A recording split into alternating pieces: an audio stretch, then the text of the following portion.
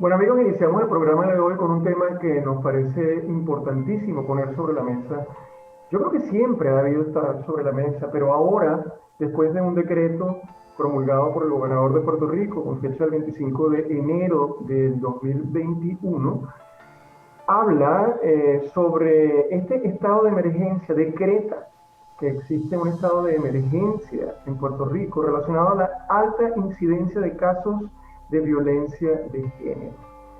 Así que quisimos invitar en esta primera parte del programa a dos personas, dos especialistas, que estoy seguro que nos van a dar una información muy importante y nos van a permitir una discusión muy enriquecedora. Se trata de la doctora Yalitza López Robledo, a quien ya ustedes conocen, psicóloga clínica forense, además con especialización en el área forense, y también la licenciada María Carta, quien es psicóloga consejera.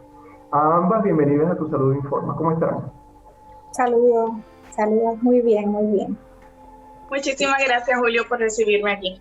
Encantado de tenerlas a ambas. Bueno, el tema está puesto sobre la mesa. Definitivamente, violencia de género es algo que siempre debe haber sido, es repudiado, sin duda, o repudiable, sin duda, pero además de esto, hay que hacer algo, hay que tomar acciones.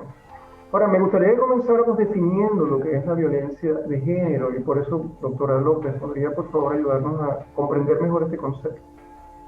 Claro que sí, Julio.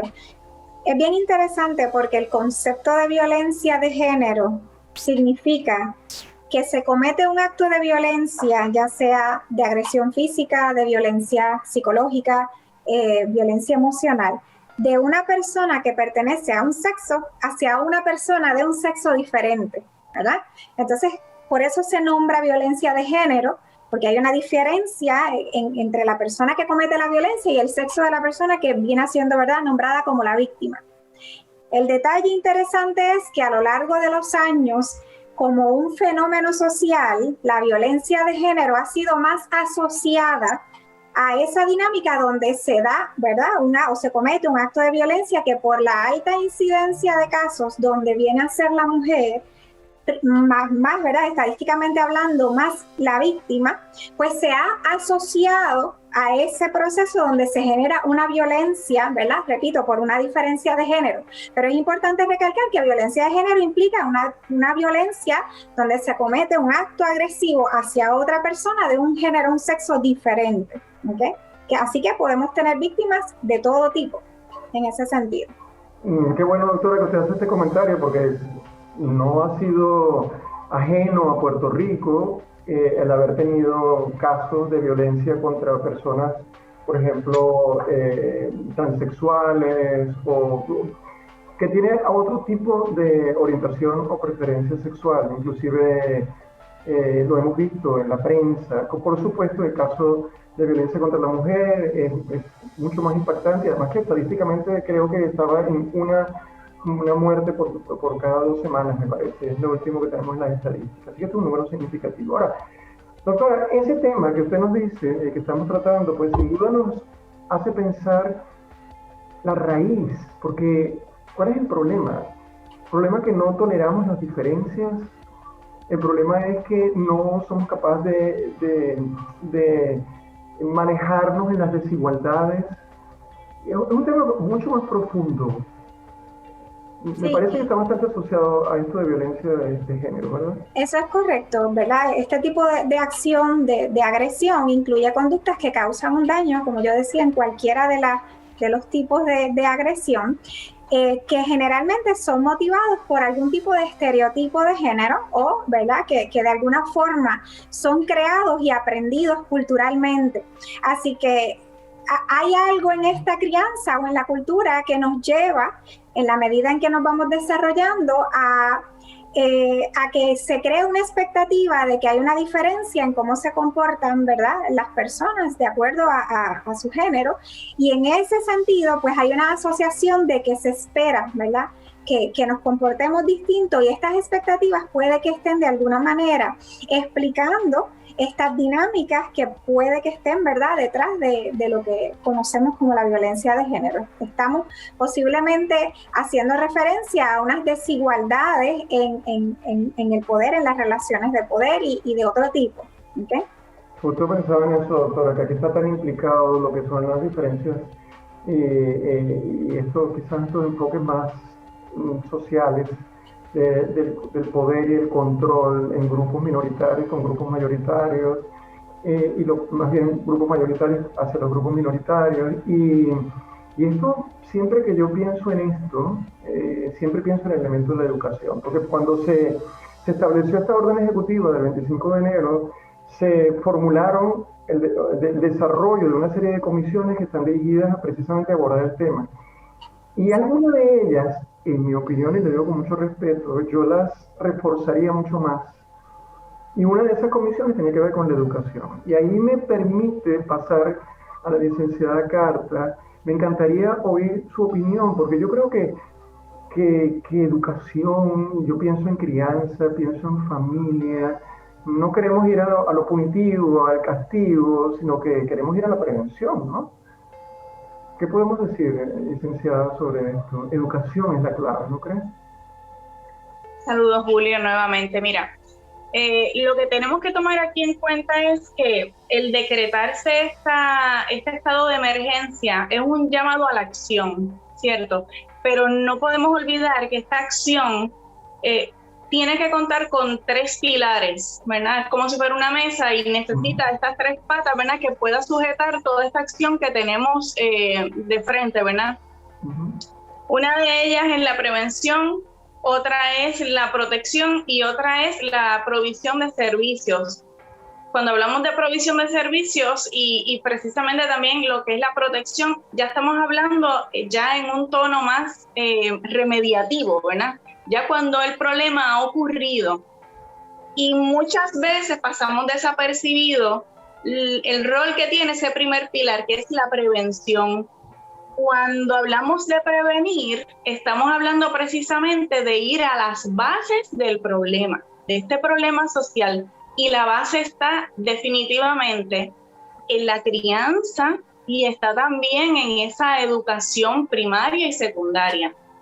Así que cuando nos detenemos a hablar de qué podemos hacer para erradicar el problema, tenemos que ir a la raíz. Tenemos que ir a la base y es cuando los chicos comienzan a formar precisamente esos estereotipos que estaba hablando la doctora, ¿verdad?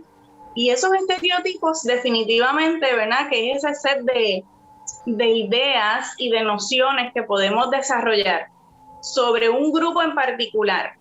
Y el problema que tienen estos estereotipos es que entonces encasillamos, ¿verdad? Y entonces vamos a poner en estas categorías a las nenas, las vamos a poner como las chicas que son débiles y frágiles, las sentimentales, las que lloran, pero el nene no puede llorar, el nene es el más fuerte, etcétera. Entonces, sin darnos cuenta, desde que comenzamos la crianza, desde chiquititos, comenzamos a asignarle estos roles. Y el rol de por sí no tiene nada de malo, el problema es cuando los dividimos y le atribuimos estos rasgos y estas tareas también domésticas y decimos, no, barrer y fregar le toca a la nena, correcto. Sacar la basura le toca al nene. Licenciada, y los regalos para las nenas en la cocina, las ollitas y el bebé que lo cuide, y para el varón es otra cosa, tiene que ver con profesiones, mira, tú eres el médico, tú eres el ingeniero. Y eso se va dando desde el principio, ciertamente. Yo estoy totalmente de acuerdo. De hecho, reflexionando sobre esta orden, yo pensaba, bueno, nosotros tenemos aquí por ejemplo, Ley 54 de protección, y eso se activa y a veces no es suficiente, lamentablemente, para proteger. Y vemos de todas maneras estos casos de violencia que lamentablemente en algunas ocasiones terminan en muerte, a ese extremo. Así que me pregunto, en la misma línea que usted plantea, licenciada, ¿cómo podemos educar entonces? ¿Cuál sería ¿existe alguna estrategia o podríamos identificar algunas estrategias para nosotros lograr cambiar esto que son estereotipos culturales? Hay varias estrategias que debemos implantar desde bebés. O sea, nosotros no podemos esperar a que lleguen a la adolescencia y empiece la chica a traer un novio, o el chico empieza a tener su novia, para entonces enseñarles que tanto chicas como chicos tienen el mismo valor como seres humanos. O sea, si esperamos ya la adolescencia, ya estamos un poquito tarde. Así que si venimos a ver desde que nacen, cuando desde el momento en que le estamos leyendo un libro, por ejemplo, y ese libro empieza a darnos esta idea sexista, pues entonces ahí podemos motivar el diálogo con los chiquitines desde pequeños. O sea, ¿qué tú piensas sobre esa princesa? ¿Qué tú piensas sobre lo que pasó en esa historia? Los videojuegos, la ropa que se le pone, ¿verdad? O sea, no se le puede regalar a un nene una camisa de botones rosita. ¿Por qué no? ¿Por qué no? O sea, tenemos que irnos desde algo que parece tan básico e insignificante y no lo es. No lo es, porque entonces ahí es que les vamos a enseñar, las nenas y los nenes son iguales en su valor como personas. Así que estrategias como qué películas escogemos para presentarle a nuestros hijos, qué libros les vamos a leer desde pequeños, cómo vamos a manejar ese discurso que viene de familiares, de maestros, cuando quieran entonces fomentar esta división que no tiene una base de igualdad, ¿verdad? Así que son muchos elementos. Podemos incluir también, por ejemplo, cuando un niño tenga algún problema, vamos a fomentar que exprese sus sentimientos también, ¿verdad? No vamos a promover entonces desde casa y desde la escuela, desde los primeros grados, que unos son superiores a otros, porque ahí está la base de la violencia. Correcto. Licenciada, me parece tan interesante el comentario que hace con respecto a esto de fomentar que los nenes no lloran. Y yo tengo mi impresión, incluso cuando vemos las estadísticas de suicidio, se suicidan mucho más hombres que mujeres. Y las mujeres intentan más el suicidio. Lo que pasa es que el hombre es como si esos intentos suicidas de la mujer de alguna manera es una expresión de la necesidad de apoyo, de atención y de sufrimiento. En el caso del hombre, pues eso pareciera estar tan represado que lo que termina haciendo es presentándose de una manera explosiva donde no hay rescate. Así que eso que usted dice me parece muy, muy, muy importante. Bueno, nos queda solamente unos 30 segundos. Me encantaría que nos despidiéramos. Creo que ha sido una conversación sumamente enriquecedora e interesante. Doctora López, para despedirnos, 30 segundos, ¿algún mensaje? Sí, yo creo que también reforzando lo que menciona María, vamos a cuidar nuestras palabras, vamos a cuidar los comentarios, vamos a evitar juzgar, ¿verdad?, a los demás, a las personas que nos rodean. Y por otra parte, vamos a velar nuestras acciones, que nuestras acciones sean un ejemplo de ese respeto a las diferencias y que sean un ejemplo también para las nuevas generaciones que se están formando. Así es. Bueno, pues ya se nos terminó el tiempo. Yo creo que esto es una tarea de diferentes sectores, no solamente del Estado y del sector público, privado, sino sin duda de la familia, educación, todos, porque eso es un tema que sin duda tenemos que seguir tratando, como me encantaría en el futuro volverlas a tener en el programa. Doctora Yaritza López Robledo, psicóloga clínica, y licenciada María Carta, psicóloga consejera. Muchísimas gracias por haber estado con nosotros. Hasta una próxima ocasión. Un placer, muchísimas gracias.